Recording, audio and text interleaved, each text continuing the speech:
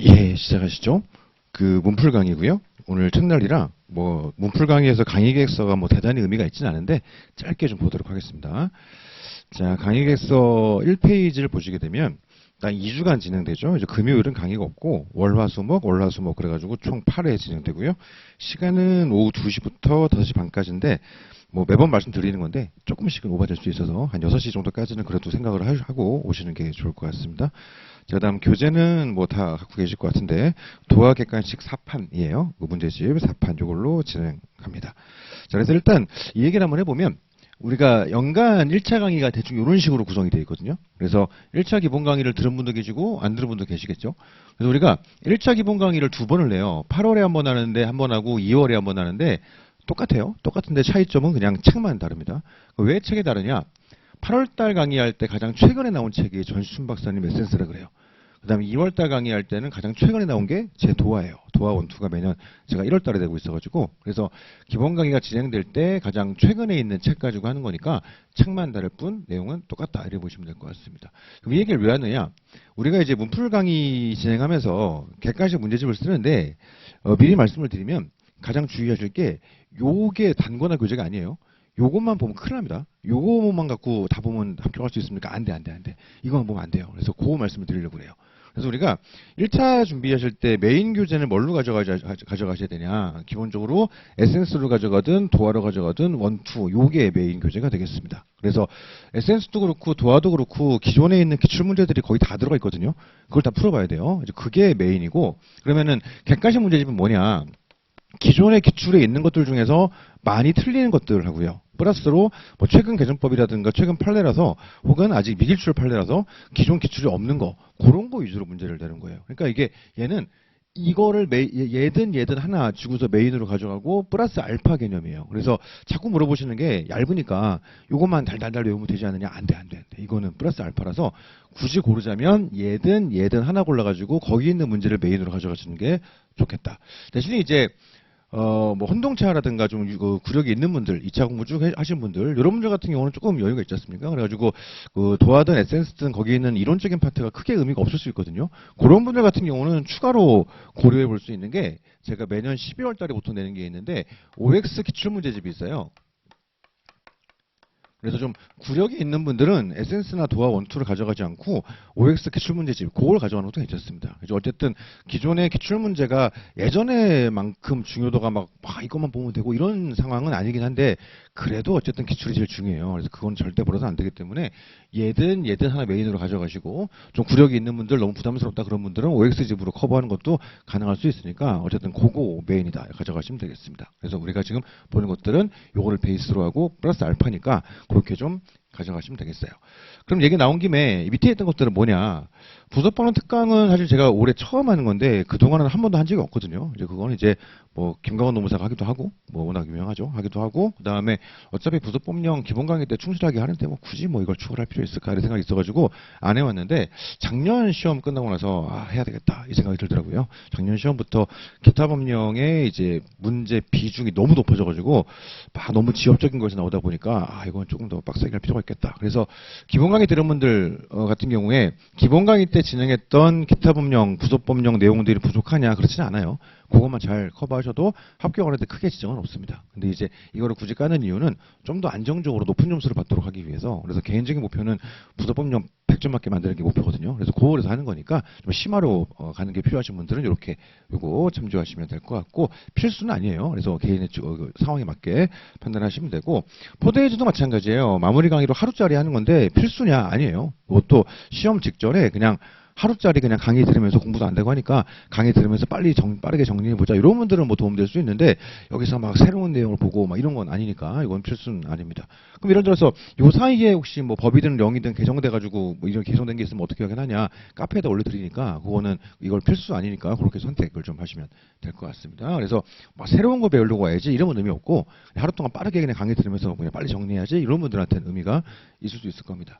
자, 어쨌든 최근에 아시는 것처럼 한 2년 사이에 노무사 1차 시험 난이도가 노동법 포함해서 엄청 올라갔어요. 그건 이제 합격자 수를 조정하기 위함이죠. 그래서 3년 전쯤에 2차 합격자가 500명 넘게 나와버리는 불상사가 있다 보니까 뭐 뭐 1차 강의에서 자제할 말은 아닙니다만은 이제 그 2차에서 표준 점수 돌리다 보니 그런 문제가 발생하는 거예요. 그래서 뭐 결론적으로 얘기하면 2차 합격자 수를 줄이기 위해서는 2차 응시자 수를 줄여야 돼요. 그 2차 표점자에서는 2차 응시자가 늘어나면 합격자가 한 10%쯤 나오다 보니까 늘어날 수밖에 없어. 그래서 2차 응시자 수를 줄이려고 하니까 1차가 당연히 어려워질 수밖에 없죠. 그래가지고 재작년에 1차가 확 어려워질 거는 누구나 예상을 했었고 작년에 그거보다 더 어려워질까 했는데 더 어려워졌더라고요. 그럼 올해는 어떨 거냐? 작년하고 비슷할 거예요. 그래가지고 기본적으로 올해도 굉장히 좀 어렵게 나올 거다. 그걸 전제하에 그래서 기존에 어떻게 얘기했었냐면 이거든 여기 있는 것만 충실히 보면 되니까 딴 거 보지 말고 이것만 잘 봅시다 이렇게 했어요. 여기 있는 문제 꼼꼼히 풀고 그 다음에 이런 거 어쨌든 시간 배분 이런 거 연습해봐야 되니까 한 번쯤은 해보세요. 그냥 이렇게 말씀을 드렸었거든요. 지금은 뭐라 얘기하냐면 얘든 메인이긴 한데 문제를 최대한 많이 풀어봐야 돼요. 우리가 이제 앞에 이론 파트에 있는 내용들 눈으로 보는 거랑 어쨌든 그걸로 만들어진 문제를 풀어보는 거랑 이제 체감되는 게 많이 다르거든요. 그래서 문제를 최대한 많이 풀어보는 게 중요합니다. 이거는 노동법뿐만 아니라 모든 과목 마찬가지예요. 그래가지고 요즘에 어떻게 얘기하냐면 이건 당연히 제일 중요하죠. 여전히 둘 중에 하나를 메인으로 쥐고 가시고 물론 구력이 있는 분들은 이걸로 대체는 가능하다 말씀을 드렸고 여기다가 그 샘플 보시는 분들 문풀 강의 안 듣더라도 꼭 풀어보세요. 이거. 그래가지고 문제를 최대한 많이 푸는 게 중요하니까 이거 꼭 풀어보시고 얘랑 얘는 선택사항이라고 말씀을 드렸죠. 본인의 상황이라든가 필요에 따라서 선택하시면 되고 그 다음 요게 이제 문제인데 사실 학원별 전국 모의가 기존에 아까 얘기했던 것처럼 그냥 시간 배분 연습 측면에서 한 번만 해봅시다 그랬어요. 근데 다 풀어보는 게 좋을 것 같아. 이거 어차피 가격도 얼마 안 하거든요. 학원별로 그냥 사실 학원별로 그 전국 모의라고 보는 그 한 뭐 4월 말 5월 초 이때 할 건데 보통 학원별로 그 하는 것들이 되게 좀 괴랄한 문제들이 많아요. 그러니까 학원에서 전국 모의에서 문제를 막 희한하게 내는 거는 등록을 유도하기 위함이겠지. 그래가지고 그동안 되게 제가 자신 있게 얘기했던 게 합법이 가장 실제 시험과 유사하게 나온다. 왜냐? 내가 내니까. 이렇게 얘기하면서 이제 그렇게 얘기했단 말이에요. 근데 이제 재작년 정도부터 저도 난이도를 확 올리기 시작했거든요. 그거는 이제 그 실제 어려워질 걸 예상했기 때문에 그랬던 거죠. 그래서 예를 들어 작년 같은 경우도 우리 전국 모의 시험 보고 나서 많은 분들이 문의한 게 실제보다 어렵게 내신 거죠? 물어보시더라고. 제가 아니요 그랬거든요. 이렇게 나올 거다. 그거 아니다. 근데 생각하시는 오신 분들이 그럴 리가 없다. 저희가 전국 모의를 봤는데 노동법이 50점이 나오더라. 근데 그럴 리가 없다 그러더라고요. 그래서 아니다. 저거 진짜 실제처럼 냈다. 제가 그렇게 일하지 않는 거 알지 않으시냐. 그 조심하시고 노동법 하셔야 된다 했는데 실제로 거의 그 수준으로 문제가 나왔었거든요. 그래서 많은 분들이 시험 끝에 연락이 왔어요. 믿지 않았다. 죄송하다. 이렇게 하면서. 근데 그렇게 나와 실제로. 그래서 올해도 그렇습니다. 그래서 기존에는 아무튼 다시 돌아가 보면 시간 배분 차원에서 한 번만 해봅시다 그랬는데 요즘에는 그 학원별 그 괴랄한 문제들이 필요해요. 그렇게 문제가 나오니까 실제로. 그래가지고 가격 얼마 안 하거든요. 그래서 합법뿐만 아니라 모든 학원들 다 풀어보세요. 그냥 이거. 그래서 올해는 객관식 문제에서 가장 큰 포인트는 최대한 문제를 많이 풀어보는 거다. 이렇게 좀 말씀을 드립니다. 그 추가적으로 한 재작년까지만 하더라도 노동법 같은 경우는 이제 1차에서도 주의할 게 하나 더 있었어요. 그게 뭐였냐? 시간 배분이 중요했었거든요. 125분 동안 125문제를 풀던 시절이니까 노동법 오신 문제를 최대한 빨리 풀어가지고 시간을 세이브하고 나머지 과목들을 풀 때 좀 그걸 시간을 이제 분배할 수 있게 그렇게 하자 해가지고 무조건 빨리 푸는 연습하고 이렇게 진행했었거든요. 근데 작년부터 1교시, 2교시가 찢어지면서 노동법 1교시에 몰려 들어갔죠. 그래서 지금은 노동법을 막 빨리 풀어야 되고 그건 아니에요. 그래서 올해 시험 같은 경우에 작년도 마찬가지였고 시간 배분에서 키포인트가 되는 건 2교시예요. 민법, 사보, 선택을 한 큐에 보다 보니까 그 기존처럼 노동법에서 시간을 세이브할 수가 없어요. 그래서 2교시 시간 배분이 중요하니까 특히 전국 모의를 통해서 내가 시간 내에 2교시를 잘 풀 수 있는가 연습을 좀 많이 해봐야 돼요. 그러니까는 요거 그 아까 얘기했던 가격이 얼마 안 해요. 그러니까 돈 아끼지 말고 이거는 그냥 다 풀어보세요. 그렇게 해서 아무튼 문제를 최대한 많이 풀어보는 게 중요하겠다. 그러다 보니까 올해 문제풀이 강의도 컨셉이 약간 바뀌었어요. 제가 기존에 어떻게 했냐면 뭐 여기 지금 강의 목표 보시면 될 것 같고 밑에 강의 진행 보시면 해당 진도 범위 내에 있는 조문과 판례를 빈출 쟁점 중심으로 압축 강의한 후 매 진도별 모의고사를 진행하고 이에 대한 강평을 하는 것으로 구성되어 있다. 이게 이제 3강이 되어 있는 거예요. 첫 번째 강에서 조문 중심으로 강의를 하고 두 번째 강에서 모의 시험 보고 세 번째 강에서 이제 강평을 하는데 그때는 판례 중심으로 하고 이렇게 들어갔는데 올해도 그 기본 컨셉은 똑같아요. 첫 번째 시간에 매일매일 첫 번째 시간에는 조문 중심으로 강의를 진행하고 두 번째 시간에 모의 시험 보고 세 번째 시간에 문제에 나왔던 판례들 위주로 해설을 좀 빠르게 진행하고 이렇게 진행되는데 차이가 좀 뭐냐면 올해는 첫 번째 시간에 조문 중심의 정리를 하면서 아예 매일매일 별도의 자료가 나가요. 조문 자료 별개로. 그래서 기존의 기출지문 중에서 좀 많이 틀리는 것들, 그거를 첫 시간 진행하면서 같이 풀어볼 거고, 그다음에 그 문제를 베이스로 우리가 공부하는 조문이 또 다르게 바뀔 가능성이 어떤 것들이 있을 것인가, 이런 것들을 좀 같이 한번 연구해보는, 고민해보는 그런 시간을 좀 가집니다. 그래서 기존보다 조금 더 타이트하게, 자세하게 좀 내용이 진행된다, 이렇게 보면 되겠어요. 그래가지고 그 2차 중심으로 공부하시다 보니까 1차 기본 강의 이제 패스하신 분들, 그런 분들은 첫 번째 시간이 아주 유의미할 거고요. 그 다음에 1차 기본 강의만 들으신 분들은 이제 마지막 시간이 판례를 조금 더 딥하게 들어가니까 마지막 시간은 좀 더 유의미할 거고, 두 번째 시간은 이제 모의시험 보는 거니까 그렇게 하는 거고, 이렇게 진행하면 되겠습니다. 그럼 모의시험은 뭘 보는 거냐? 그냥 이 책에 있는 거 보는 거예요. 그래서 이 책에 있는 거를 이제 모의시험 보는 거니까 이 책에 있는 문제를 미리 풀어오지 마세요. 이거 반칙이지. 그렇게 하자고 하는 게 아니지 않습니까? 와가지고 여기서 막 점수 잘 나오는 게 아무 의미 없잖아. 미리 다 보고 와가지고 그거 또라이지. 그게 뭐야? 그건 아무 의미 없죠. 그게 뭐야? 그건 의미 없고. 그럼 뭐라고 오시냐? 에센스든 도화든 기출문제집이든 진도 범위 맞춰가지고 거기 있는 문제들로 예습을 하고 오세요. 그리고 강의 듣고 이거 문제 추가 풀어보고 복습할 때 다시 한번 보시고, 그렇게 진행하시면 되겠습니다. 자, 이 페이지 가보시면 진도표가 있죠. 그래서 예습하실 때 이 진도표 맞춰가지고 예습해 오시면 되고요. 오늘 진도는 오리엔테이션하고 근기법 총칙부터 근로계약 2분의 1까지지 않습니까? 2, 3조 1항의 절반 정도 합니다. 아시는 것처럼 2, 3조 1항은 사용자의 인사징계 해고의 정당한 이유를 이야기하고 있죠. 그러니까 나올 수 있는 논점들이 많아요. 그래서 오늘 하려고 하는 건 인사 파트예요. 그래가지고 뭐 전직, 뭐 대기발령, 휴직 이런 것들까지 진행하고, 그럼 내일은 뭐 할 거냐? 나머지 뭐 징계라든가 뭐 해고라든가 그 다음에 이제 뭐 영업영도라든가 이런 거 보고 임금까지 끝나고 이런 식이에요. 그래서 진도표 가지고 우리 보시는 메인 교재 얘든 혹은 얘든 이걸 가지고 예습을 하시고 진행하실 때 이걸로 이제 문제 푸시고 복습은 이걸로 하시고 이렇게 들어가면 되겠다, 이렇게 말씀을 드립니다. 자, 자료를 보시면 두 개가 있는데 하나는 조문자료예요. 이거는 기본 강의 할 때도 들었던 거예요.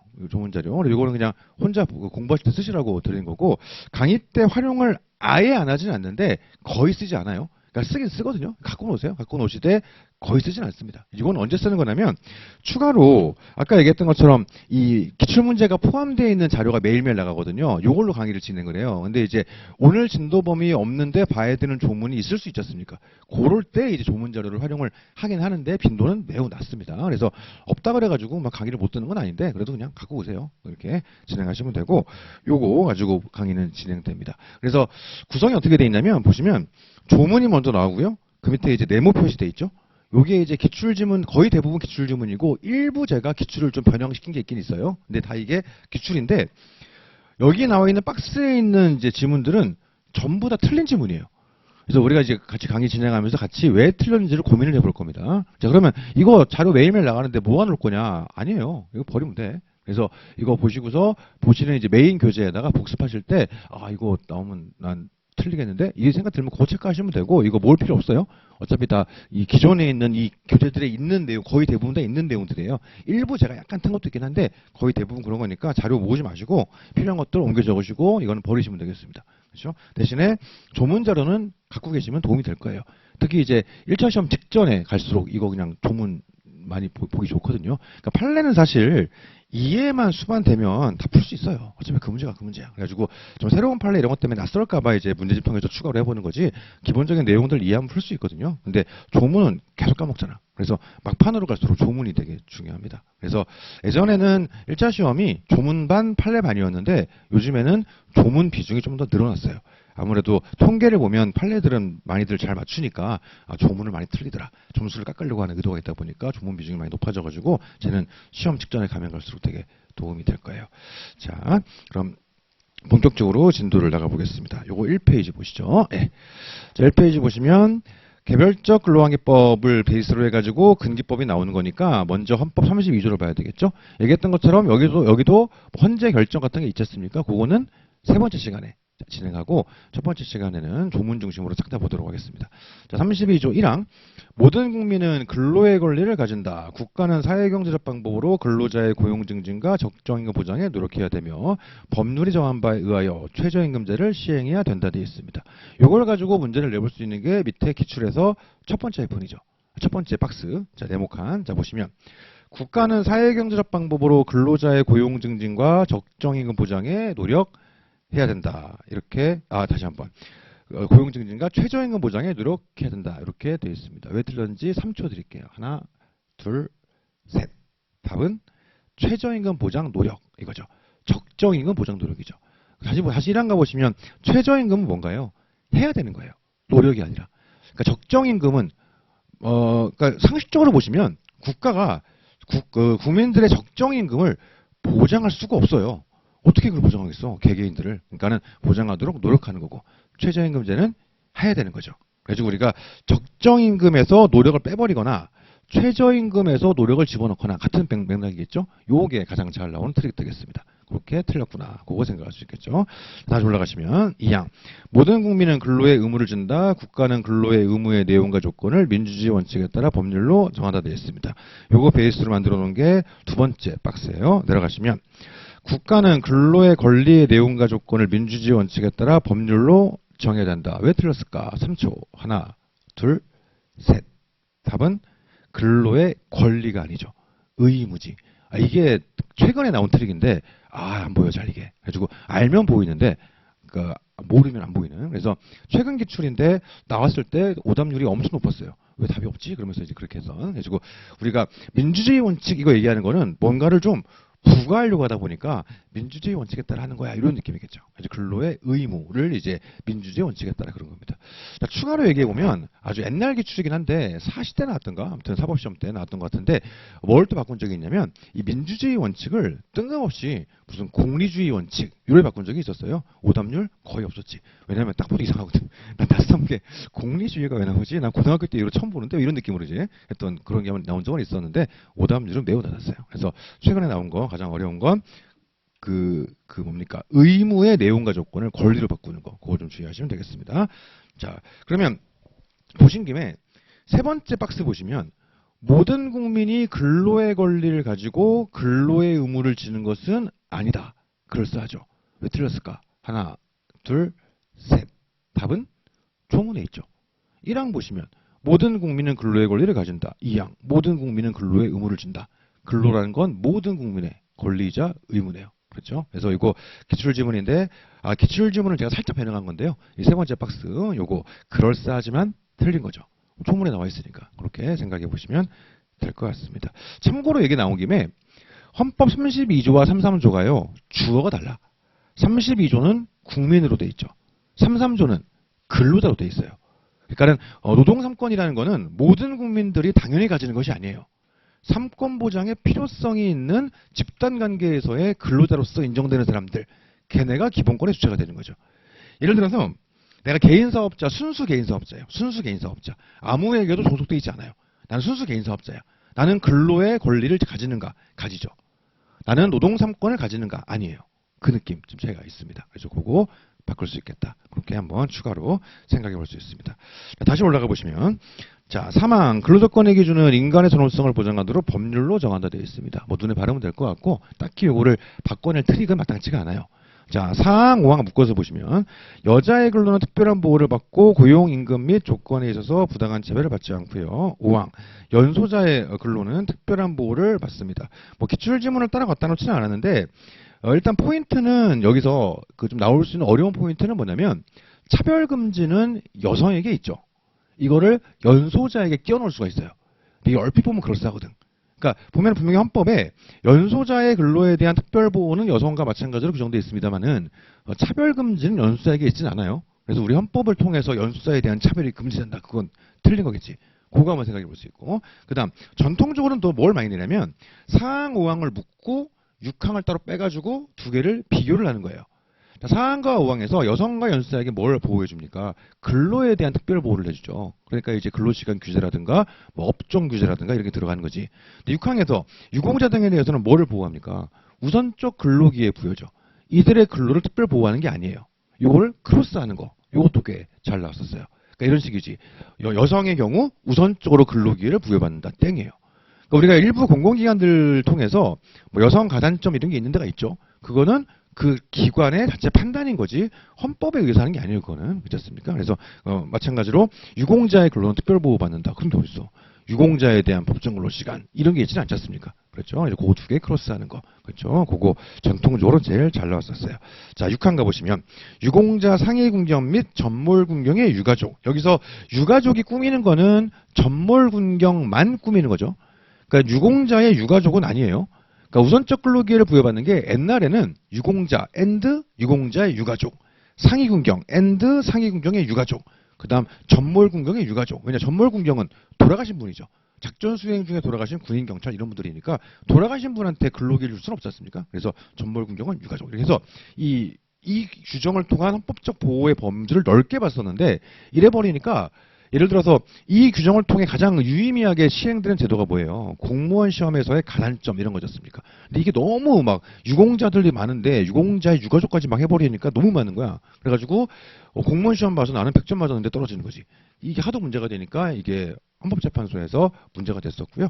헌법 불합치 받아가지고 깨졌다 이렇게 생각할 수 있습니다. 그래서 지금 그래서 우리는 유공자 앤드 상위군경 앤드 전몰군경의 유가족 이렇게 세 주체가 우선적 근로기회를 부여받는다 이렇게 생각할 수 있습니다. 자, 깔아놓고 밑에 네 번째 박스를 보시면 국가유공자 상위군경 및 전몰군경의 유가족은 법률이 정하는 바에 의하여 우선적으로 근로의 의무를 이행해야 된다. 하나, 둘, 셋. 근로의 의무 이행이 틀렸죠. 근데 이거는 딱 봐도 좀 이상하다 느낌이 좀 들긴 들어요. 우선적 근로 기회를 부여받는 거지 이제 근로의 권리의 문제겠죠. 쉽게 얘기하면 의무 문제가 아니죠. 그래서 틀렸습니다. 그 다음 마지막 거 국가는 전몰군경의 유가족이 우선적으로 근로 기회를 부여받도록 노력해야 된다. 하나 둘 셋. 노력해야 한다고 틀린 거죠. 그거 한번 생각할 수 있습니다. 이 정도 생각하시면 조문상으로 틀릴 게 거의 없어요. 오케이 넘어가겠습니다. 자, 이 페이지 가보시면 근로기준법이에요. 자, 1조 목적 보시면 되고요. 맨날 하는 얘기인데 목적 옆에다가 하나만 써놓으시죠. 우리가 목적이 잘 나오진 않아요. 근데 가끔 나와요. 한 5년에 한 번꼴로 나오는데 옆에다가 산업평화 X 그렇게 해놓으시면 되겠어요. 근로기준법은 그 목적의 산업평화를 규정하고 있다. 땡이에요. 얘는 어디 있냐? 노조법에 있는 거예요. 사실 1조 목적을 읽어보시면 근기법도 그렇고 노조법도 그렇고 딱히 틀릴 게 없어요. 예를 들어 읽어보시면 1조 목적, 이 법은 헌법에 따라 근로조건의 기준을 정함으로써 근로자의 기본적 생활을 보장, 향상시키며 균형 있는 국민경제 발전을 꾀하는 것을 목적으로 한다. 조금 헷갈릴 수 있을 만한 게 균형 있는 국민경제 발전, 요것만 좀 헷갈릴 수 있고 그 외의 것들은 너무 당연한 거죠. 그렇죠? 헌법에 따라 근로조건의 기준을 정해서 기본적인 생활을 보장, 향상시킨다. 뭐가 문제겠어? 아무 문제 없죠. 누가 봐도 알 수 있는 거죠. 조금 헷갈릴 수 있는 게 방금 얘기했던 것처럼 균형 있는 국민경제 발전. 요게 헷갈릴 수 있는데 왜 헷갈릴 필요가 없느냐? 노조법에도 똑같이 있어요. 그러니까 헷갈릴 이유가 없지. 그렇죠? 그래서 헷갈릴 수 있는 건 여기 없는 게 저기 있는 게 산업평화가 있다. 그것만 주의하시면 틀릴 게 없다. 이래 볼 수 있습니다. 자, 2조 1항. 이 법에 사용하는 용어의 뜻은 다음과 같다. 1호 근로자란 직업의 종류와 관계없이 임금을 목적으로 사업이나 사업장에 근로를 제공하는 사람을 말한다. 이게 근기법상 근로자죠. 전통적으로 제일 잘 나왔던 트릭은 근기법상 근로자랑 노조법상 근로자를 크로스하는 거. 이게 제일 잘 나왔는데 야, 인간적으로 이거 틀리면 공부 안 하는 거지. 그렇잖아요. 그러니까 말이 안 되는 거지. 그렇죠. 뭐 임금, 급료, 기타 이에 준하는 수입에 의해 생활하는 자. 이거 틀리면 진짜 이거는 양심이 없는 거지. 그렇잖아요. 그래서 이거는 틀리면 안 될 거고. 자, 우리 시험법인 내에서 근로자의 개념이 많이 나와요. 근데 기본적으로 거의 대부분 법률은 근기법상 근로자의 개념을 채용하고 있습니다. 예를 들어 퇴직급여보장법상 근로자, 근기법상 근로자예요. 최저임금법상 근로자, 근기법상 근로자예요. 산업안전보건법상 근로자, 근기법상 근로자예요. 다 이런 식인데 다른 게 두 가지가 있어요. 옆에다가 메모해 놓으시면 뭐가 다르냐? 근기법상 근로자랑 다른 근로자의 개념을 쓰고 있는 것. 남녀 고용평등법상 근로자하고 노조법상 근로자가 있다. 이렇게 해놓으면 되겠습니다. 그래서 얘네들만 근기법상 근로자 개념을 채용하고 있지 않다. 그러면 시험 문제에서 다음 중 근로자에 대한 정의 규정이 다른 것은 답은 둘 중 하나예요. 무조건. 그렇게 풀이하시면 되겠습니다. 얘기 나온 김에 좀 더 해보면 그럼 근로자의 범주가 어떻게 되냐. 첫 번째, 근기법상 근로자는 누구예요? 우리 회사에 채용돼가지고 우리 회사의 직원으로 일하는 사람들. 쉽게 말하면 이런 사람들이 근기법상 근로자죠. 그러면 채용 과정에 있는 사람들은 근기법상 근로자가 아니에요. 그렇지 않습니까? 그런데 남녀고용평등법에서는 채용 과정에 있는 사람들도 근로자의 범주에 포함시키고 있죠. 그러니까 근기법에서 규율되지 않지만 고평법에서 규율되는 게 있어요. 모집 채용 과정에서의 근로자 성별에 따른 차별. 이게 근기법에서는 아직 근로자주의를 취득하지 않았기 때문에 이 사람들이 근기법에 의해 보호를 못 받죠. 채용돼가지고 우리 회사의 직원이 돼야 비로소 보호를 받는 거잖아요. 그래서 얘는 모집 채용 과정에 있는 사람들까지도 근로자로서 보호한다. 근데 한 발 더 나가서 노조법상 근로자는 근로계약이 아닌 이에 준하는 계약을 체결한 사람들도 보호하고, 그 다음에 체결 과정이 있지 않다 하더라도 근로계약에 뭐 일시적인 실업 상태에 있는 자, 구직 중자 이들도 보호하죠. 더 넓은 개념일 거예요. 이런 식으로 차이를 생각할 수 있습니다. 그래서 1차 객관식에서 얘네가 근기법하고 다르구나. 그래서 딱히 틀린 문제는 아닙니다. 자, 그게 2조이랑 1호예요. 깔아놓고서 밑에서 첫 번째 박스 보시면 근로복지기본법, 퇴직급여보장법, 산업재해보장보험법, 산업안전보험법, 남녀고용평등법의 근로자의 정의가 근기법과 같다. 하나, 둘, 셋. 틀린 이유는 고평법이 들어가서죠. 고평법, 노조법은 빠져 있어야 됩니다. 그렇게 들어갈 수 있을 겁니다. 다시 올라가시면 2호. 사용자란 사업주 또는 사업의 경영 담당자 그 밖의 근로자에 관한 사항에 대해서 사업주를 위하여 행위하는 자라고 해가지고 기업 내에서 이 3주체를 사용자로서 근기법 준수 의무자로 규정하고 있죠. 이 중에서 근로계약 체결 상대방은 사업주죠. 준수 의무자는 3주체가 있는 거고. 그러니까 근로계약 체결 주체로서의 사용자. 그러니까 우리 부장님이랑 근로계약 체결하는 거 아니잖아요. 우리 회사랑 하는 거지. 그래서 근로계약 체결 주체로서의 사용자와 근로기준법 준수 의무자로서의 사용자는 다를 수 있다. 그렇습니까? 이거 당연히 생각할 수 있습니다. 자, 깔아놓고 3페이지 맨 위에 박스 보시면 근기법상 사용자에 대한 관계에서 근로자의 지위를 가지고 있으면 일반 근로자에 대해서는 사용자의 지위를 가질 수 없다. 하나, 둘, 셋. 틀린 이유는 그 근로자 사용자 개념의 이중성, 중복성 그것 때문이죠. 소위 관리자급들. 근로자와의 관계에서는 사용자의 지위를 가지지만 회사와의 관계에서는 근로자로서 보호를 받는 우리 부장님들, 팀장님들 이런 사람들이 있으니까. 오케이. 그래서 이 같은 패턴, 같은 내용 가지고서 약간 문구를 바꿔서 출제하는 경우들이 있어요. 예를 들어서 근기법상 사용자는 근기법상 보호를 받을 수 없다. 이런 식으로. 같은 말이죠.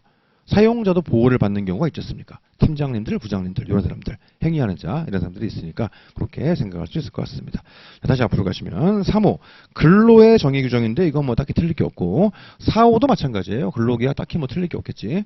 자, 5호도 마찬가지죠. 임금의 개념 그 자체는 뭐 딱히 틀릴 게 없고 문제가 되는 건 이제 근로의 대가 어떻게 판단할 것이냐 판례가 중요한 거지. 조문상으로는 3호, 4호, 5호는 딱히 바꿀 게 없어요. 6호가 문제야. 평균임금의 개념, 바꿀 트릭이 경우의 수가 너무 많아요. 자, 꼼꼼히 봅시다. 6호, 평균임금이란 이를 산정해야 할 사유가 발생한 날 이전 3개월 동안에 근로자에게 지급된 임금의 총액을 기간의 총 일수로 나눈 금액을 말하고 3개월 미만도 이에 준한다 되어 있습니다. 우리가 평균임금이라는 건 왜 뒀나요? 임금 뭐 특정 수당을 산정하기 위해서 기초임금이 되는 건 두 가지가 있었죠. 평균임금이 있었고 통상임금이 있었어요. 평균임금은 어떨 때 씁니까? 수당을 계산하는데 이 사람의 평상시에 생활 수준을 기반으로 뭔가 수당을 계산해야 될 때, 예를 들어 퇴직금 이런 거 할 때는 평균임금이라는 기초임금을 쓰는 거고, 이 사람의 노동력의 값어치 이걸 가지고 수당을 계산해야 될 때, 이럴 때 쓰는 게 통상임금인 거죠. 자, 그러면 이 사람의 평상시에 통상의 생활임금을 어떻게 산정할 것이냐? 이거는 입법 정책의 문제예요. 예를 들어 이 사람의 평상시의 생활 수준을 보기 위해서 이전 한 달만 가지고 판단하겠다. 이럴 수도 있어요. 입법자가. 근데 상식적으로 봤을 때 한 달만 가지고 판단하기엔 조금 약하죠. 왜냐하면 매월 임금의 변동이 있는데 이거 한 달만 가지고 판단하기는 좀 애매한 거예요. 자, 그럼 어떻게 하면 좋겠어요? 한 1년 이렇게 하면 제일 좋아요. 사실은. 1년을 평균한다. 이래버리면 정말 그거는 온전한 의미에서 평균임금일 거예요. 이렇게 해버리면 계산하기가 너무 복잡하잖아. 그러니까 한 3개월 정도 적절하게 만들어놨다 이렇게 보면 될 것 같습니다. 그래서 가장 먼저 나오는 트릭은 근로자 트릭과 비슷해요. 평균임금과 통상임금의 개념을 크로스하는 거예요.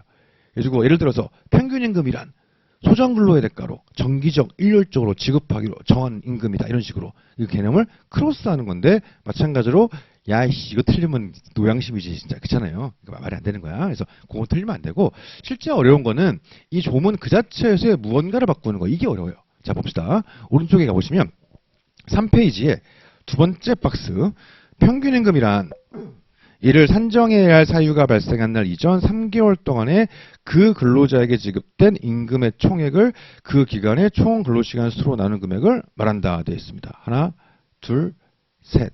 답은 근로시간 수죠. 총 일수잖아. 그러니까 이게 그냥 외우지 말고 생각을 해보세요. 평균 임금 어떻게 계산합니까? 결국 이 사람은 하루에 얼마로 먹고 사는 사람이야 이거죠. 그래서 3개월치 임금을 분자에 깔아놓고 분모에다가 총 일수를 깔아놓으면 아, 이 사람은 하루에 대충 얼마로 생활하는 사람이구나. 이걸 알 수 있을 거예요. 그래서 이런 거 기출지문인데 틀리면 안 되겠지. 이 외에도 이 조항은 트릭으로 낼 게 너무 많아요. 자, 예를 들어보면 자, 2조이란 6호 평균임금이란 이를 산정해야 할 사유가 발생하는 이전 3개월을 숫자 바꾸는 거 충분히 생각할 수 있죠. 근데 그건 잘 안 틀려요. 이상하거든 딱 봐도. 그 다음부터가 문제인데 동안 그 근로자에게 지급된 임금의 총액이죠. 그 근로자. 근데 그 근로자를 전체 근로자 막 이렇게 바꿔. 그러니까 전체 근로자 그래버리면은 우리 회사의 평균 이건데 평균임금이라는 건 개개인들의 문제죠. 나는 평소에 얼마에 살았어. 얘는 얼마에 살았어. 이런 거지 않습니까? 우리가 얼마에 살았어가 아니라 그래서 그 근로자를 전체 근로자로 바꾸는 거. 이것도 조심하셔야 되고. 그래서 보시면 그 근로자에게 지급된 임금의 총액이다라고 하는 경우가 있어요. 그러니까 나눈 금액을 하지 않고 그냥 그 총액이다. 근데 이것도 이해해 보시면 평균임금은 하루치. 그러니까 3개월 동안 지급된 임금은 총액이다. 이게 아니고 나눠가지고 하루에 얼마. 그래서 이 조문에 후반부가 빠지는 거. 그런 트릭도 있고요. 예를 들어서 그런 거 한번 생각해 볼 수 있을 것 같습니다. 그다음 마지막으로 방금 봤던 것처럼 총 일수를 분모에 넣는 건데 뭐 뜬금없이 뭐 근로시간 수 이런 식으로 하는 경우도 있을 수 있겠다. 그래가지고 하루에 얼마인가 이렇게 보는 거죠. 자, 7호 가시면 일주란 휴일을 포함한 7일이다. 자, 다음 페이지 기출 해놨죠. 3페이지의 세 번째 박스. 일주란 휴일을 제외한 5일을 말한다. 아, 이거 너무 쉽다. 그렇죠? 이렇게 5일. 이거 아니고 휴일을 포함한 7일이다 돼 있죠. 뭐 또 다르게 낼 수 있는 거. 휴일을 제외한 7일이다. 마찬가지다. 틀린 거예요. 휴일을 포함한 7일이다. 그렇게 될 수 있습니다. 다시 왼쪽에 8호 가시면 소정근로시간이란 세 가지의 범위에서 이 세 가지 50조, 6구조, 사람법 139조 세 가지가 소위 법정근로시간이죠. 다른 말로 기준근로시간. 그래서 법정근로시간의 범위에서 근로자와 사용자가 정한 근로시간을 말한다 되어 있습니다. 이 소정근로시간은 뭐 딱히 틀릴 건 없어요. 그렇긴 한데 뭐 굳이 낸다고 치면 근로자와 사용자가 정한 시간이죠. 마찬가지로 소정근로시간은 개개인들의 문제예요. 나의 소정근로시간, 얘의 소정근로시간 다를 수 있어요. 그래서 우리들은 대충 개개인들이 이만큼인데 얘는 좀 적더라. 그런 애들은 우리는 단시간 근로자구나 이렇게 부르지 않습니까? 그래서 이거는 근로자와 사용자가 정한 시간인데 뭐 뜬금없이 뭐 노사합의 한 시간 이렇게 낼 수 있긴 하겠지. 근데 그건 잘 안 틀려가지고 그렇게 한번 생각을 해볼 수 있습니다. 그다음 9호를 보시면 단시간 근로자란 자 1주 동안의 소정근로시간이 그 사업장의 같은 종류의 업무에 종사하는 통상근로자의 1주 동안의 소정근로시간에 비해서 짧은 근로자를 말한다. 전통적으로 가장 많이 내던 것들은 소정을 법정으로 바꾸는 거 이걸 많이 냈는데 곰곰이 생각해 보시면 말이 안 되는 게 나나 얘나 법정근로시간은 똑같아요 다. 법정근로시간이 다른 경우는 둘 중 하나죠. 첫 번째 내가 연소자거나 두 번째 내가 사람법상 유해위험 작업에서 종사하거나 이런 경우 짰겠지만 그런 애들을 우리는 단시간 근로자라고 부르지 않지 않습니까? 그러니까 말이 안 되는 거지 애초에. 그래서 소정을 법정으로 바꾸는 거 가장 잘 나오는 트릭들이고요. 추가로 오른쪽에 보시면 마지막 박스 단시간 근로자란 3페이지 네 번째 박스죠. 단시간 근로자란 1일의 소정근로시간이 통상근로자의 1일의 소정근로시간에 비해 짧은 근로자를 말한다. 하나 둘 셋 1일이 틀렸죠. 1주예요. 1주. 그렇죠? 그래서 1주. 그 다음 이 1주를 1일로 바꾸기도 하는데 이게 잘 안 보이고 똑같이 1이니까 조금 헷갈릴 수 있는 게 추가가 뭐 있냐면 1주를 4주로 바꿔요. 4주. 이게 왜 그러냐. 단시간 근로자의 1일 소정 근로시간을 산정할 때 4주 기준으로 하거든요. 이따가 볼 거예요. 그러다 보니까 헷갈릴 수 있는데 기본적으로는 1주를 비교하는 거예요. 1주를. 1일도 아니고 4주도 아니고. 그렇죠? 1주 요거를 비교하더라. 그래서 그거 주의하면 되겠습니다. 그다음 뭐 법 2조 2항 뭐 보시면 될 것 같아요. 뭐 뻔한 내용이라서. 자, 넘어가시면 3조부터 5조까지가 있죠. 그러니까 소위 우리가 근기법 총칙이라 불리는 파트에서 3조부터 5조까지는 맨날 하는 얘기인데 굉장히 형이상학적인 이야기들을 하죠. 그냥 뭐 선언적인 얘기들. 당연히 여기에는 처벌 조항이 있을 수가 없어요.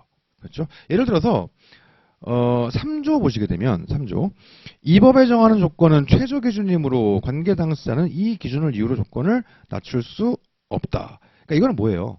어떤 경우에도 낮추지 말라는 게 아니죠. 낮출 수 있어요. 기본적으로. 낮출 수 있는데 예를 들어 단협을 저하시키든 취업규칙의 불이익 변경을 하든 근로계약을 불리하게 변경 합의하든 기존의 조건은 저하시킬 수 있는데 근기법을 이유로 야 근기법에 이렇게 돼 있으니까 우리 낮추자. 이거 하지 말라는 거죠. 근데 이게 상식적으로 어떤 사용자가 근기법에 있으니까 낮춰야지 이렇게 하겠어. 그리고 한들 그것 때문에 했다. 누가 이렇게 하겠어요.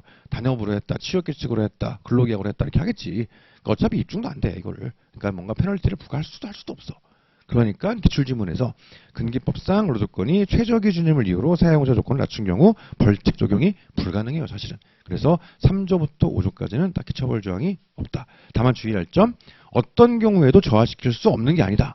저하시킬 수 있지만 근기법이 최저기준인 근기법을 이유로 낮추지 마라. 그거 출제 포인트로 보시면 되겠습니다.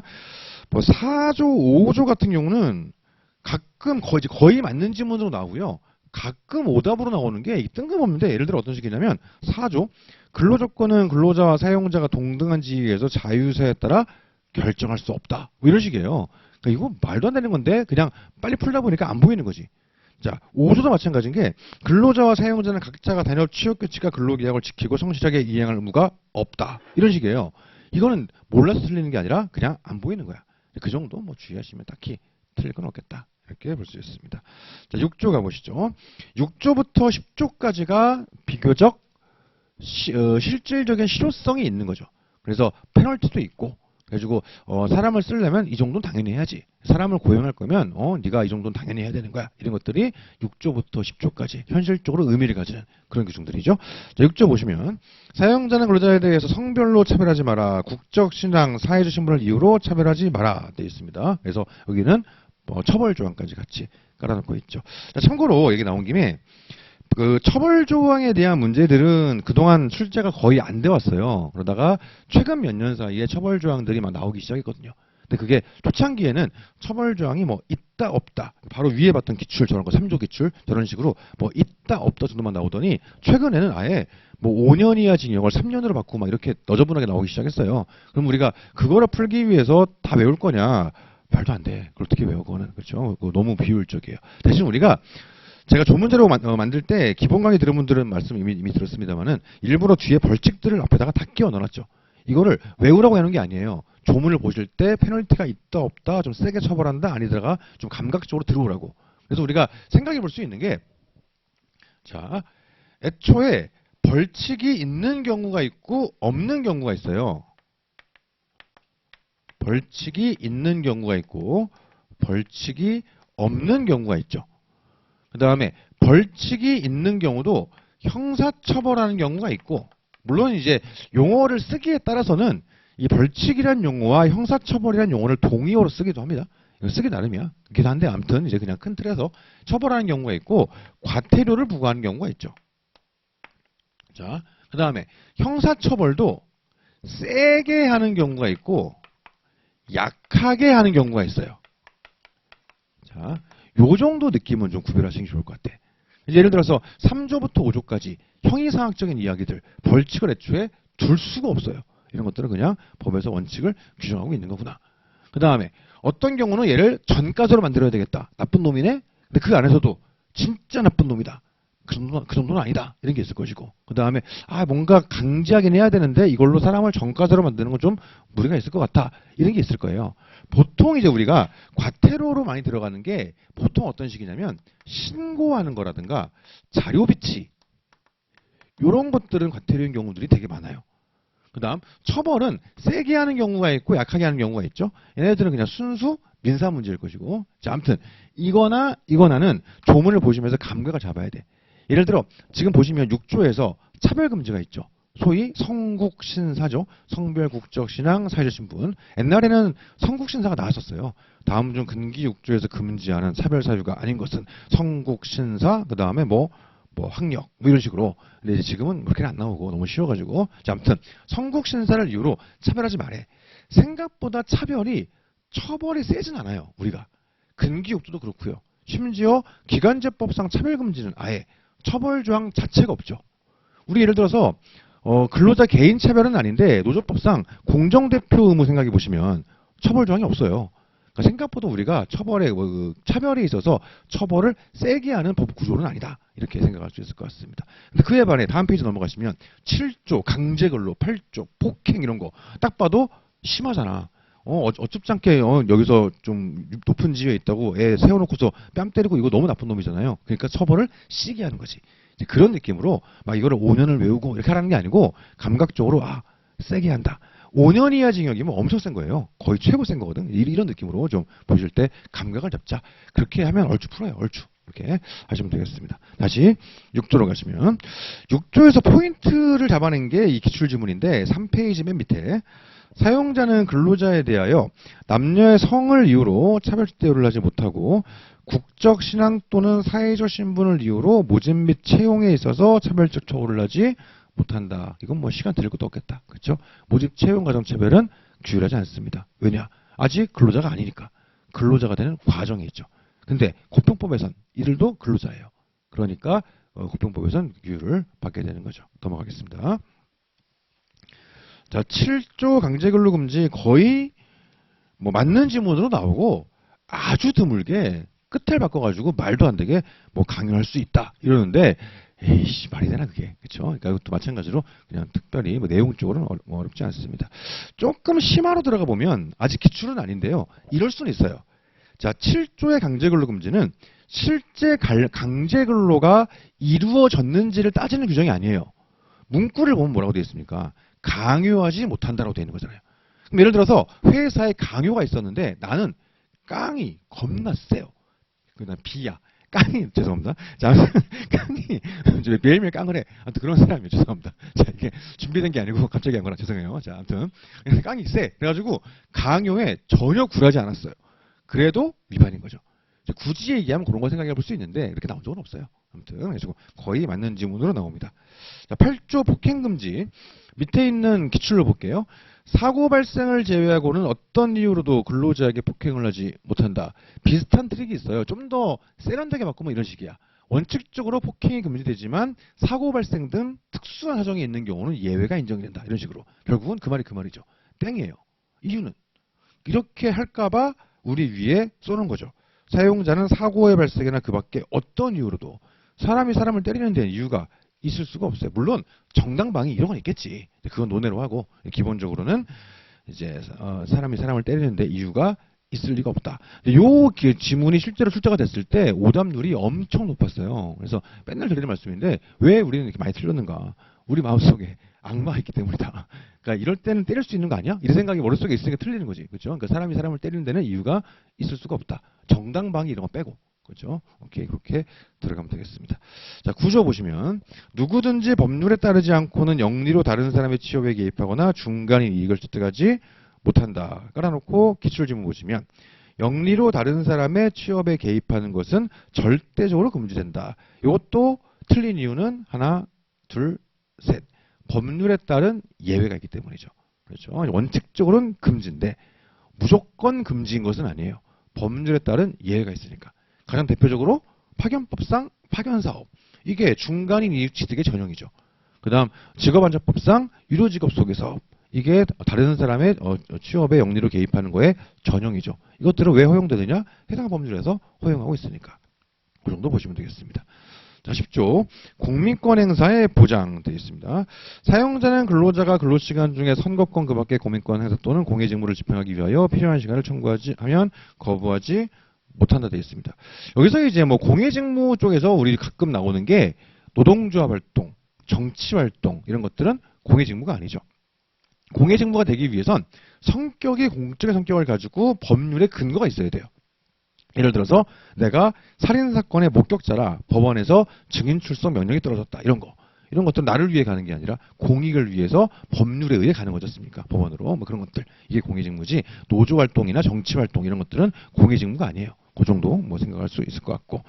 그 다음에 다만 권리행사나 공익직무를 수행하는데 지장이 없으면 청구한 시간을 변경할 수 있다 되어 있습니다. 깔아놓고 밑에 기출을 보시면 근로자가 근로시간 중에 공민권 행사를 위하여 필요한 시간을 청구하면 사용자는 이를 거부하지 못하지만 노동위원회 승인을 얻어 청구한 시간을 변경할 수 있다. 하나, 둘, 셋. 노동위원회 승인이죠. 자, 생각보다 이 시간 변경은 되게 요건이 간단해요. 그냥 지장만 없으면 변경할 수 있어요. 오전에 투표하고 올게요. 그랬더니 야, 오전에 바쁘니까 오후에 갔다 와. 이거는 아무 문제가 없는 거죠. 지장만 없으면 돼. 그래서 이거를 노동위원회 승인, 뭐 장관의 승인, 이거는 조금 봤을 때 낯설거든요. 좀 이상한 거야. 그래서 잘 안 틀리는데 이게 제일 어려운 건 제가 생각할 때 이런 거예요. 뭐 사업 운영에 중대한 지장이 있는 경우 이렇게 내버리면은 비슷한 조문이 많이 있다 보니까 딱 할 수 있을 것 같아.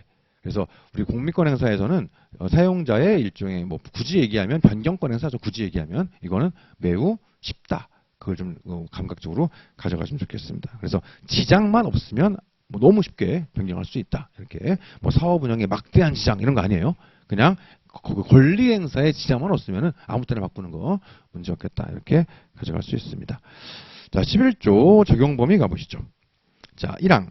이 법은 상시 5인 이상의 근로자를 사용하는 모든 사업 또는 사업장에 적용한다 되어 있습니다. 다만 동거의 친족만을 사용하는 사업 또는 사업장과 가사 사용에 대해서는 적용하지 않는다. 그래서 1항 본문이 일단 기본 원칙이고 전면 적용. 그다음에 1항 단서가 이제 적용 제외죠. 그다음에 2항 가보시면 4명 이하의 근로자를 사용하는 사업 또는 사업장에 대해서는 대통령령으로 정하는 바에 따라서 이 법의 일부 규정을 적용할 수 있다. 이게 4인 이하 사업장의 일부 적용이고요. 그래서 뭘 적용하고 뭘 적용하지 않을 것이냐는 시행령 별표에 있죠. 그럼 5인 사이에 어떻게 구별할 거냐? 3항을 보시면 이 법을 적용하는 경우 상시 사용되는 수를 선정하는 방법은 대통령령으로 정한다. 이렇게 되어 있습니다. 자, 한번 짧게 정리해 보면 자, 근기법의 적용 범위예요. 적용 범위를 얘기함에 앞서서 자, 맨날 드리는 말씀인데 우리가 실무 상담할 때는 가장 먼저 이 사람이 근로자인지를 먼저 보고 그 다음에 이 사람의 회사가 5인 이상인지를 봐요. 그래야지 뭐 부당해고든 뭐 임금체불이든 얘기해 볼 수 있어. 기본적으로 좀 얘기가 좀 온전하게 가능할 수 있으니까. 근데 우리 조문은 그렇게 생각해 보면 2조에서 근로자 사용자가 나왔으니까 3조쯤에 적용 범위가 나와야 될 것 같은데 한 11조, 12조로 밀려 있죠. 왜 그러냐? 앞에 3조부터 10조까지의 기본 원칙은 근로자를 사용하는 모든 사업장에 다 적용되기 때문이에요. 그렇죠? 예를 들어서 균등초 5인 미만 적용되죠. 그 다음에 공민권 행사 적용되죠. 중간자치의 배제 적용되죠. 이런 겁니다. 그래서 실제 5인 4인을 따지는 거는 11조, 12조 이후의 것들. 이거를 따지는 거다. 자, 그러면 우리가 근로기준법에 적용 범위라고 하면 크게 두 가지가 있죠. 첫 번째는 11조의 문제가 있고 두 번째는 12조의 문제가 있어요. 12조는 국가지자체가 하는 거. 얘는 사람 수를 안 따지죠. 자, 12조 먼저 보겠습니다. 12조 가보시면 6페이지. 12조 가보시면 이 법과 이 법에 따른 대통령령은 국가특별시, 광역시도, 시군구, 읍면동 그 밖에 이에 주도하는 것에서도 적용된다. 쉽게 말하면 근기법은 국가지자체에 적용한다. 이거는 사람 수를 따지지 않겠다는 거예요. 자, 그러니까 기출지문 보시면 국가가 운영하는 사업에 일용 근로자로 고용되어 근무하는 사람이 근로자 1명뿐이라면 근기법이 일부 적용된다. 땡이죠. 국가에 고용된 거니까 1명이라도 근기법 전면 적용. 쉽죠? 자, 근데 일반 사업장들 국가 지자체가 하는 거 말고 11조에 의한 것들, 얘들은 따지는 거예요. 첫 번째, 전면 적용되기 위해선 5인 이상이어야 되겠다. 두 번째, 4인 이하 사업장은 아예 적용하지 않는 것은 아니고 4인 이하 사업장은 일부를 적용한다. 물론 대통령령을 통해서 아무것도 적용하지 않아. 이래버리면 뭐 그럴 수도 있겠지. 근데 아무튼 일부 적용하도록 돼 있으니까 이렇게 돼 있고요. 그 다음에 적용 제외 사업장이 있어요. 적용 제외 사업장에서는 동거하는 and 친족, 이 친족은 민법상 친족이죠. 동거의 친족만 이렇게 구성되어 있는 거. 동거의 친족만이고요. 혹은 가사 사용인 이렇게 돼 있죠. 혹은 가사 사용인. 그래서 가사 사용인 쪽은 뭐 거의 안 틀리고 동거의 친족만 이게 틀리죠. 만이 빠지면 틀린 거예요. 우리 회사의 모든 직원들이 같이 사는 친족들로만 구성된 경우에는 건기법을 적용하지 않겠다. 근데 한 사람이라도 동거하지 않거나 한 사람이라도 친족이 아니면 그냥 싹 다 카운팅하는 거죠. 오케이. 그다음 5인 이상은 전부 전면 적용이고 4인 이하는 일부 적용인데 엄밀하게 얘기하면 5인 이상이 전면 적용 원칙이 맞긴 맞는데 근기법의 모든 규정이 다 적용되는 건 아니에요. 왜 그러냐면 93조에 있는 취업규칙 때문이에요. 취업규칙의 작성 의무는 10인 이상이죠. 그래서 이게 말장난인데 원칙적으로 5인 이상 사업장에 근기법이 전면적으로 적용된다. 맞는 말이에요. 근데 약간 틀어가지고 5인 이상 사업이기만 하면 근기법의 모든 규정이 다 적용된다. 이건 틀린 말이야. 이게. 왜냐? 취업규칙은 10인 이상이어야 작성, 신고 의무가 있다 보니까. 약간 말장난인데 그건 좀 생각할 수 있습니다. 아주 드물게 한 번씩 나오기도 해요. 옛날에. 요즘엔 잘 되지는 않더라고. 좀 애매해서 그래. 근데 아무튼 그럴 수는 있겠다. 해가지고 5인 이상 이렇습니다. 자, 그러면 일단 첫 번째로 그럼 5인 이상과 4인 이하를 어떻게 구별할 거냐. 이 구별 방법을 해봐야 되겠죠. 예전에는 시행령 7조의 2가 없어가지고 이게 판례가 있었어요. 되게 복잡해서 되게. 근데 지금은 령 7조의 2가 있다 보니까 이거 구별은 시행령 7조의 2를 가지고 판단해 보면 되죠. 자, 오른쪽에 박스를 보시면 시행령 7조의 2, 1항 보시면 기본 원칙에서 체크하실 것 1개월 체크하시면 되고요. 1개월. 최근 한 달 가지고 판단한다. 가지고 가동일수, 연, 인원 넣어줬습니까? 가지고 분모에다가 가동일수 집어넣고 분자에다가 연, 인원 집어넣고 그래서 뭐 포인트는 1개월이죠. 1개월. 30일 아니고 30일과 1개월은 달라요. 그렇죠? 1개월은 28일일 수도 있고 29일일 수도 있으니까. 그 다음에 실제 의미를 가지는 건 2항이죠. 2항에 의해서 어떻게 봅니까? 결국은 하루씩 따져가지고 5인 이상이 많았니 5인 미만이 많았니 이렇게 하는 거예요. 그래서 예를 들어서 지난 1개월간 봤더니 뭐 나눴을 때 몇 나오는지 안 중요하고 5인 이상의 날이 더 많았다. 그러면 적용하는 거예요. 전면 적용. 근데 4인 이하가 더 많았다. 그러면 일부 적용하는 거예요. 근데 애매한 경우가 있어. 뭐냐? 지난 1개월 동안 5인 이상이 12일이었고 5인 미만도 12일이었어요. 똑같은 거야. 그래서 문제가 나올 때 뭐 며칠은 5인 이상이었고 며칠은 5인 미만이었다 이랬을 때 뭐가 더 많아? 이렇게 하면 되는데 똑같은 거야. 그러면 되는 거죠. 그럴 땐 전면 적용 사업장이 아니다죠. 왜 그러냐? 시행령 7조의 2항 보시면 1호는 끝에가 1호는 2분의 1 미만이고 2호는 끝에가 2분의 1 이상이죠. 그럼 2분의 1은 이상으로 포섭이 되는 거죠.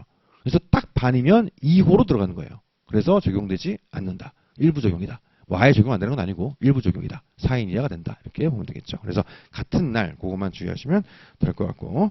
자, 사망 같은 경우도 내용 이해하시면 아무것도 아니죠. 연차는 연 단위로 부여하는 휴가죠. 5인 이상 사업장에 적용되는 거고. 그러다 보니까 연차는 1개월로 따지는 게 아니라 이전 1년으로 따지더라. 연차만 유일하게. 그것만 주의하시면 될 것이고 딱히 틀릴 게 아니에요. 그 다음 사항 보시면 다음의 근로자를 모두 포함한다 되어 있는데 고용 형태에 관계없이 내가 고용했으면 다 포함되죠. 그건 내가 고용하지 않은 사람은 포함되지 않겠지. 대표적으로 파견 근로자.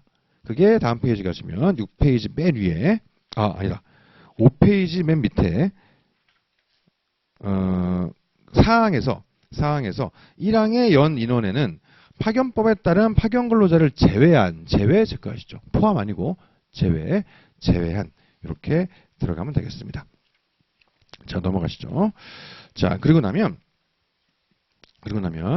13조, 14조가 있는데 13조, 14조 보고 출석 의무가 있어요. 보고 출석 의무.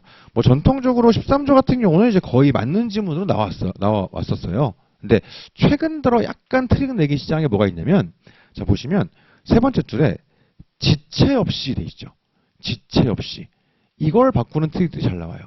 얘뿐만 아니라. 그래가지고 뭐 즉시, 지체 없이 이런 것들은 다 바꿀 수가 있습니다. 요즘에 트렌드 중에 하나예요. 그래서 지체 없이를 무슨 3일 이내에 이런 식으로 7일 이내에 다 틀린 거죠. 그래서 즉시랑 지체 없이는 그 말이 그 말이에요. 그걸 바꾸진 않아. 근데 이제 3일 이내에 이렇게 나오니까 조문을 보시면서 지체 없이, 뭐 즉시 이런 거 나오면 항상 좀 염두에 두고 봐야 됩니다. 오케이. 오케이.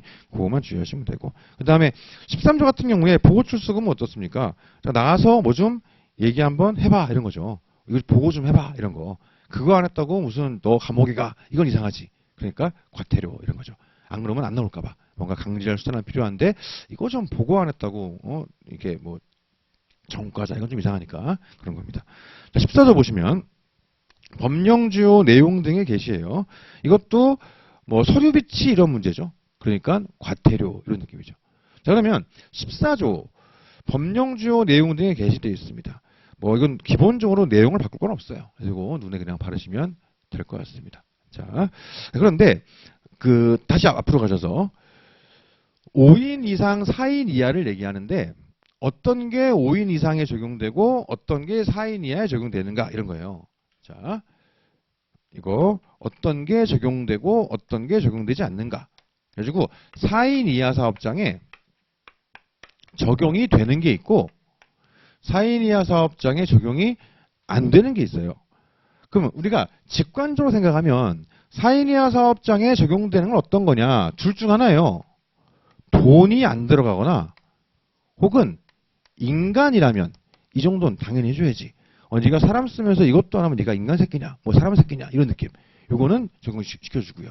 그 다음에 적용되지 않는 건 돈이 들어가는데 이거 안 해줬다고 네가 사람 새끼냐 말 들을 정도는 아닌 거. 이렇게 생각하시면 얼추 맞아. 이게 그래서 잘 모르겠으면 이렇게 생각하시면 돼요. 자, 이것도 모든 것들을 막 하나씩 달달달달 외울 거냐. 물론 그러면 좋지. 그러면 좋은데 이것도 기출들을 푸시면서 감각을 좀 쌓으시면 생각보다 안 틀릴 수 있어요. 생각을 한번 해볼게요. 생각을 한번. 우리가 굳이 외우지 않아도. 자, 위양유전 금지. 4인 이하 사업장에. 주면 되겠지. 4인 이하 사업장이라고 근로계약 체결하면서 위약금 건다? 그게 될 리가 있나? 안 되겠죠. 당연한 거지 않습니까? 그렇죠? 갱내 근로 금지. 주면 되겠지. 그렇잖아요. 4인 이하 사업장이라고 애기들을 탄광이 집어넣고 그게 되겠어요? 안 되겠지. 이런 느낌. 오케이. 자, 그 다음에 조금 어렵게 나가보면 방금 봤던 14조 다시 보시면 14조 법령 주요 내용 등의 게시예요. 취업규칙 등을 사업장에 게시해라. 적용될까요? 이건 조금 어려울 수 있는데 감각이 있으면 할 수 있어. 적용되지 않아요. 왜냐? 취업규칙의 작성 의무가 10인 이상인데 게시 의무를 부과한다? 논리적으로 맞지가 않죠. 이런 느낌. 그리고 이렇게 감각을 좀 가져가시는 게 되게 중요합니다. 그럼에도 불구하고 제가 꼭 이거는 정리하세요 하는 게 있어요. 그래서 제가 카테고리별로 묶어가지고 좀 기억하시기 편하게 정리해 놓은 게 있거든요. 첫 번째, 적용되는 거 카테고리 묶어보면 해고 쪽 한번 생각을 해보죠. 해고 쪽. 4인 이하 사업장에 적용되지 않는 해고에 대한 규정들. 기본적으로 2, 3조 1항의 해고 등의 정당한 이유. 필요 없죠. 4인 이하 사업장은 그냥 마음대로 해고할 수 있어요. 징계, 인사 마음대로 할 수 있어. 기본적으로는 근기법의 규제를 받지 않으니까. 오케이. 그다음 해고를 마음대로 할 수 있으니까 어떨까요? 해고에 서면 통지 같은 것도 필요 없어요. 서면 통지를 하도록 하는 이유는 사용자의 부당한 해고로부터 근로자가 적절히 대응할 수 있도록 하기 위함인데 어차피 해고를 마음대로 할 수 있어서 대응이 안 되는데 서면 통지가 무슨 의미가 있겠어? 그러니까 28조 이하의 부당해고 등의 구제 절차, 노동위원회를 통한 이것도 적용될 리가 없겠죠. 근데 그럼에도 불구하고 4인 이하 사업장에서 네가 해고를 하더라도 최소한 이 정도는 해줘야지. 이런 게 있을 수 있어요. 최소한 이 정도는 해줘야지. 이런 것들. 자, 그게 뭐냐? 자를 때 자르더라도 미리 말은 해줘라. 이거는 돈이 안 들어가죠. 미리 말을 해주면 되잖아. 싫으면 그때 돈 주면 되고 해고수당. 그래서 이건 돈이 안 들어가니까 그러니까 어차피 해고를 마음대로 할 수 있으니까 대응은 못 하는데 그래도 미리 알고는 있어야지. 이런 거고. 그다음 해고를 마음대로 하더라도 적어도 이럴 때는 자르면 안 되지. 해고 금지 기간. 지금 애 낳으려고 병원에 입원해 있는데 지금 진통 중인데 자르면 네가 사람 새끼냐. 이런 느낌인 거지 않습니까? 이렇게 해고 쪽 카테고리를 묶으면 기억할 수 있어요. 두 번째.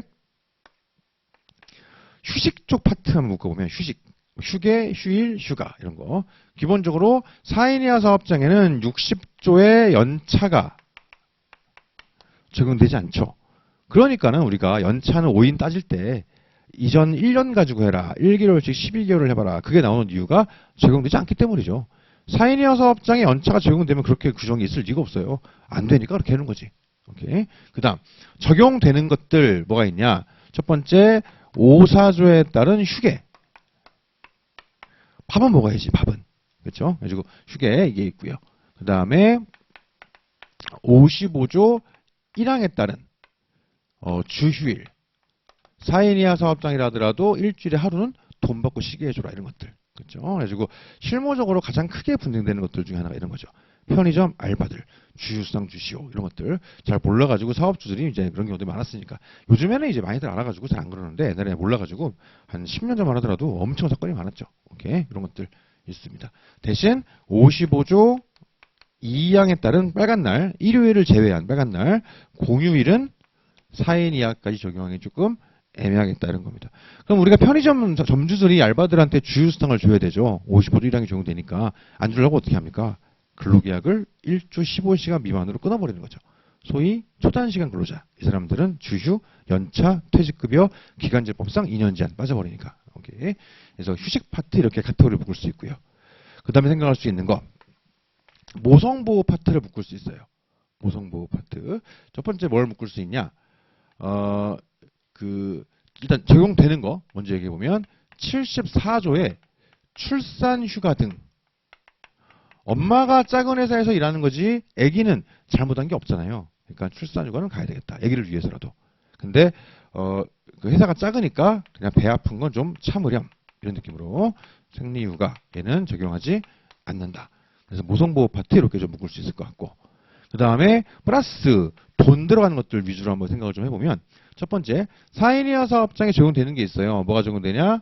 17조의 명시의무. 얘는 돈이 안 들어가니까.